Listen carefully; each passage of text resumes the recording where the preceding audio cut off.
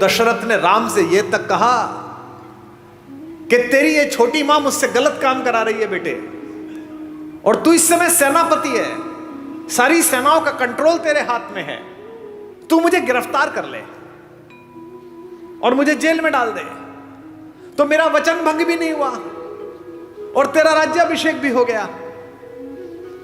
मैं जेल में रह लूंगा लेकिन मैं तुझे निष्कासन नहीं दे सकता।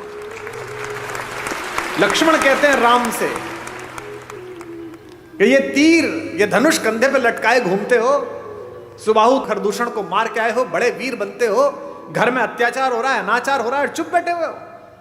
कह रहे वलकल्ला वनवास जाऊंगा, मैंने कैसे भाई की पूजा की, कैसे नायक हो। जब तुम कहते हो मेरे बड़े भैया कि मैं अत्याचार सहन नहीं करूंगा, तो अत्याचार तो यही हो रहा है घर में, तो तीर उठाते क्यों नहीं हो। राम ने कितनी अद्भुत बात कही। राम कहते किस पर तीर उठाऊं, इस मां पर बचपन में जिसका सपना देख के इसके पास आकर सोया हूं, इस पिता पर जिसने सुबह अपने बाल बनाते समय एक सफेद बाल देखा और उस बाल को देखकर गुरु वशिष्ठ के घर गए और कहा कि अब बस मेरा राज्य समाप्त हुआ, राम को दे दीजिए। या इस भरत पर, पाप भी जिसकी सोच की सीमा के बाहर खड़ा होकर प्रणाम करता है कि यहां नहीं जा सकता। किस पर तीर चलाने के लिए बोलता है, बता। राम कहते हैं कि बता मुझे, मैं किसको मारकर पातक लूं, इन तीनों में से किसे मार दूं। और आज समस्या क्या है, मुझे माफ करेंगी हमारी भाभियां, रात को टीवी पे क्या देख रहे हो, एक घर में 3 बहुएं हैं, पूरी रात षड्यंत्र चल रहा है। छोटी वाली ने बड़ी वाली का ऐसा करा, बड़ी वाली ने इसका ऐसा। ये अचानक नहीं हो रहा है। ये क्या सोच रहे हो, आपकी कहानी चल रही है। कहानी तो रामायण की चली थी तो कर्फ्यू लग जाते थे। तुम्हारे हीरे मोती जा चुके, तुम्हारी विद्या जा चुकी, तुम्हारी सारी तकनीक जा चुकी, तुम्हारे लड़के जा चुके, सब जा चुके। तुम्हारे पास एक चीज बची है जिसे छीनने के लिए पागल है पश्चिम, और वो चीज है तुम्हारा परिवार, तुम्हारे संस्कार। अब इस पर डाका डालने की कोशिश है। कोई सीरीज देख लो, उसके 40 मिनट में एक बलात्कार होगा, एक हत्या होगी, एक संस्कृति और कला के ऊपर, भारतीय दर्शन के ऊपर गंदी गंदी गालियां होंगी। ये क्या है, ये धीमे धीमे आपके घरों तक जहर पहुंचाया जा रहा है। क्या दिखाया जा रहा है आपके सीरियल में, एक लड़का है घर में, वो लड़का चरित्रहीन भी है, वो जिससे उसका विवाह हुआ उसके बाद भी किसी से प्रेम में है, वो जिससे प्रेम हुआ उसके बाद तीसरे से भी किसी से प्रेम में है, उस परिवार की दोनों महिलाएं उससे विवाह कर चुकी हैं। आप में से किसी ने ऐसा घर कहीं देखा है? ये भारत के घर नहीं है, एक परिवार में भी ये संस्कार नहीं, लेकिन ये डालने की कोशिश की जा रही है कि सही है। राम को त्रैलोक्य में सौंदर्य के पहले 5-10 नाम में आने वाली रावण की अनित्य सुंदरी बहन सूपनखा प्रस्ताव देती है कि जंगल है, कौन देखेगा, मुझसे प्रेम कर ले, विवाह कर ले, और ये तो वैसे भी बिना मां बाप के तेरे साथ आई है तो सब निभा लेगी। राम कहते हैं माता मेरा विवाह हो चुका। लक्ष्मण से कहती है, लक्ष्मण भी यही करते हैं, गुस्से में सीता को हानि पहुंचाने की कोशिश करती है और ऐसे में अस्त्र उठता है और उसकी नाक पर चोट लग जाती है, जो रावण के गुस्से का कारण बनी है। ये राम है जो जंगल में भी मिले हुए इस अश्लील, अशालीन, असंस्कारी, अपारिवारिक अवसर को ठुकरा देते हैं। और एक रावण है जो पंचकन्याओं में पूजित माता मंदोदरी का पति होने के बावजूद भी सिर्फ इतना सुनकर कि जंगल में 2 लोग घूम रहे हैं, उनकी बीवी बहुत अच्छी है, उसके पीछे लग जाता है। इसीलिए उसके कुल वंश का नाश होता है, सारी पीढ़ियां ध्वस्त हो जाती हैं, सब लोग समाप्त हो जाते हैं। मैं केवल ये सोचता हूं कि अगर मेरे बोलने से 10 लोग, 20 लोग, 50 लोग, 100 लोग भी गुणात्मक परिवर्तन जीवन में हो जाए तो बढ़िया बात हो जाएगी। एक सज्जन ने मुझे चिट्ठी लिख कर दी, ऐसे ही जैसे ये चिट्ठी आई है। कि साहब वो मैं कल आया था, आपने राम और भरत के प्रेम के विषय में बताया, और मेरे सगे भाई साहब जो है वह हिम्मतनगर गुजरात में रहते हैं, और मेरा उनसे 25-30 साल से संपत्ति विवाद चल रहा है।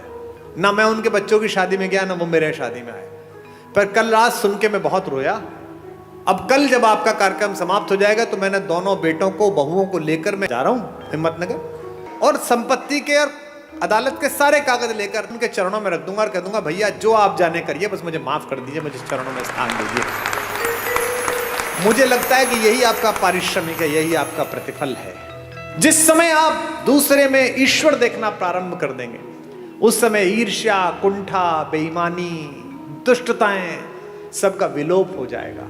और ये पृथ्वी इसीलिए बची हुई है अभी तक भी कि इसमें अच्छे लोगों का प्रतिशत ज्यादा है, बुरे लोगों का प्रतिशत कम है। हमारे एक शायर का शेर है कि दुनिया नफरतों की आखिरी स्टेज पर है, इलाज इसका मोहब्बत के सिवा कुछ भी नहीं है। ये दोनों भाई थे, यूक्रेन और रूस, एक दूसरे के खून के प्यासे हैं, निरपराध लोगों को मार रहे हैं। और मरवा कौन रहा है? वो बाहर बैठा हुआ एक आदमी, वो यूक्रेन से कह रहा, तो चिंता मत करना, हथियार कितने में मिलेंगे तू जारी रख। ऐसे बहुत लोग मिलेंगे आपके परिवार में बाहर खड़े हुए, जो आपके बच्चों को, आपकी बेटियों को, आपके बेटों को आपको सिखाएंगे कि घर में लड़ाई है, जारी रख, मैं तेरे साथ खड़ा हूं। वो अपने साथ खड़े, आपके साथ नहीं खड़े हुए। जो भी व्यक्ति ऐसी बात करता मिले कि चिंता मत करना, मैं तेरे साथ खड़ा हूं, अपने भाई के खिलाफ हो जा, बहन के खिलाफ हो जा, मां के खिलाफ हो जा, समझना कि वो आपके साथ नहीं खड़ा है। क्योंकि जो आपके साथ खड़ा है वो कह रहा है कोई बात नहीं, थोड़ा नुकसान फायदा चलता रहता है। राम से सब छिना लेकिन सब मिला। इसीलिए मैं बार बार अपने सत्र में एक बात कहता हूं, महत्वाकांक्षा खूब रखिए, लालच शून्य रखिए। ये जो आपके पास है, इसे जब तक पर्याप्त मानते रहोगे तब तक खुश रहोगे। जिस दिन दूसरे के पास जो है उसको प्राप्त करने की कोशिश करोगे, उस दिन कष्ट में आ जाओगे। टेलीविजन पर क्या विज्ञापन आ रहा है? ये दो भाई बहन बैठे हैं, ये एक मामा जी बैठे, एक माता बैठी है। इनमें प्रेम की क्या कमी है भैया? 2 शताब्दी से ज्यादा का प्रेम है दोनों का एक दूसरे से, भैया बहन का। हमको क्या सिखाया जा रहा है? रक्षाबंधन से 5 दिन पहले एक डायमंड की कंपनी आती है, वो कहती है इस रक्षाबंधन बहन को ये हीरा दे दो। हमको क्या सिखाया जा रहा है? करवा चौथ पर ये डायमंड दे दो। यहां तक कि घर में हम कौन सा कुकर खरीदें, इस पर भी प्रेम। जो बीवी से करे प्यार, वो इस फला कुकर से कैसे करें इनकार?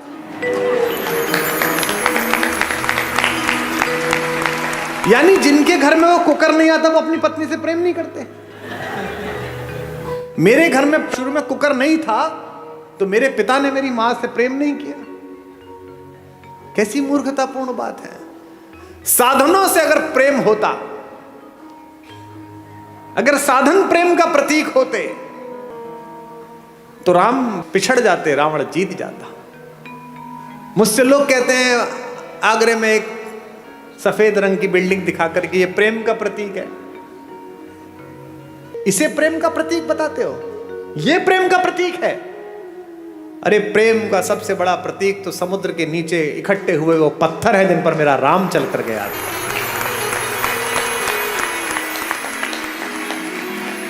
राम ने कहा है ऐसी की तैसी इस पर्वत की, ऐसी की तैसी इस समुद्र की।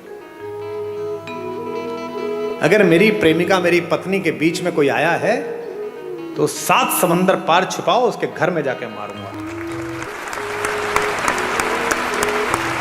ये प्रेम है, इसे प्यार कहते हैं।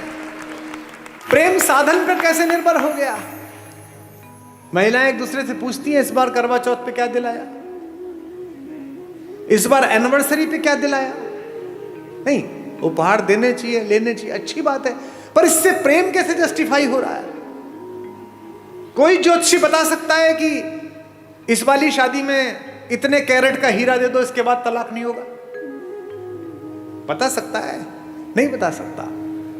लेकिन अगर माओ ने बेटियों में संस्कार डाले हों कि जिस घर जा रही हो उस घर में जो मां है वो भी मां ही है, अगर पिताओं ने पुत्रों में संस्कार डाले हों कि जिसकी बेटी इस घर में आ रही है उसका उतना ही अधिकार है जितना तेरा इस घर पर अधिकार है, तो हीरे की जरूरत ही नहीं है, घर ही अयोध्या बन जाएगा।